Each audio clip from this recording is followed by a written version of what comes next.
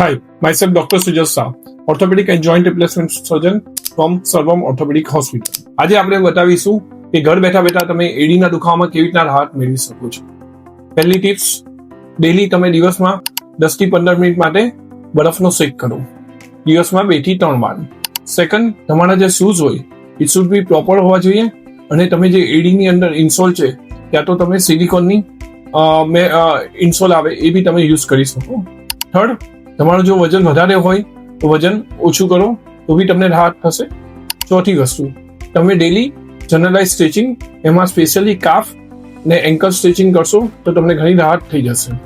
આ બધું કરવા છતાં પણ જો તમને કન્ટિન્યુઅસ એડીમાં દુખાવો થતો હોય તો તમે નજીકના કોઈ બી ઓર્થોપેડિક ડોક્ટરને કન્સલ્ટ કરી શકો. તમારા એડીનો દુખાવો એ સામાન્ય છે, પરંતુ તમે એની સંપૂર્ણપણે સારવાર કરાવો તે ચોક્કસપણે મટી શકે છે.